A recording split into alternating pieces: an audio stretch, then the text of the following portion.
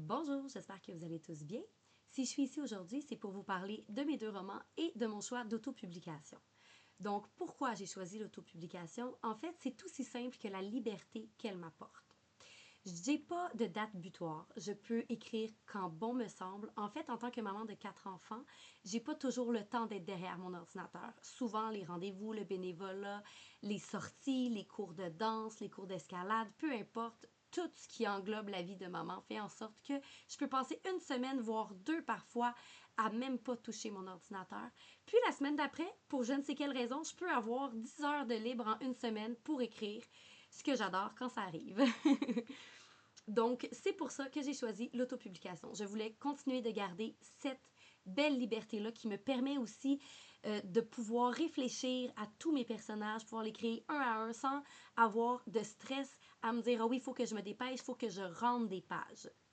Donc, c'est tout bonnement la liberté que cette méthode m'apporte qui a fait en sorte que je la choisisse. Donc, je vous parle un petit peu de mes livres aussi, sans trop en dire, je ne veux pas briser le suspense. Ruby, la légende des anciens. J'ai un amour tout particulier pour ce livre-là, qui est mon tout premier d'ailleurs. J'ai vécu beaucoup de péripéties en le lisant, que je vous raconterai une autre fois.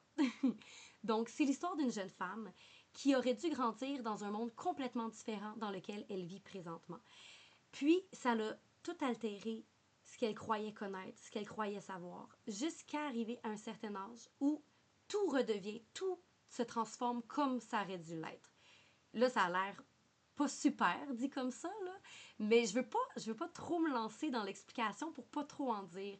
Mais c'est une femme qui est très puissante, une femme qui a beaucoup de magie en elle, beaucoup d'amour, beaucoup d'espoir.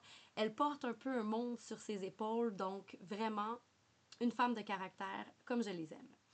Dans Entre deux mondes, c'est plus une histoire d'amour. C'est une histoire de romance, bercée d'un petit peu de magie, mais c'est vraiment une petite étincelle de magie. Il pourrait à la limite ne pas être dans le fantastique. Donc, ça peut vraiment ouvrir des portes pour ceux qui aiment moins l'univers magique. Pour ceux qui aiment plus les romans d'amour, Entre deux mondes va vous donner ce que vous cherchez.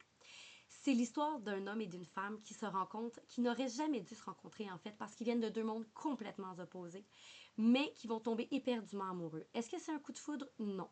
C'est que deux personnes qui vont apprendre à se connaître, qui vont apprendre à s'aimer, aimer ce que l'autre est, puis faire fi de toutes les conventions sociales, puis de continuer de s'aimer malgré tout.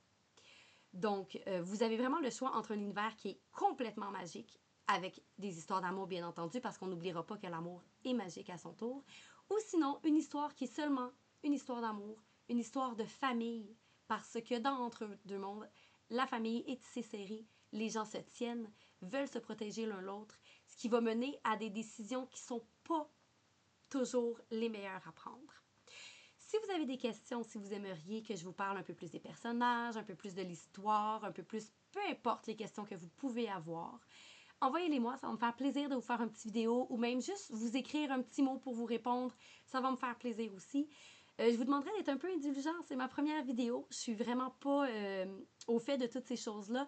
Je remercie aussi particulièrement mon fils Cédric qui va faire le montage de mes vidéos, qui m'a montré comment ça fonctionnait parce que moi, je suis zéro technologie, les amis, zéro, zéro.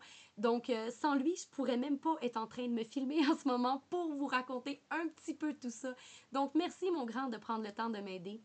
Puis, je vais vous souhaiter à tous d'excellentes journées et surtout, surtout, bonne lecture.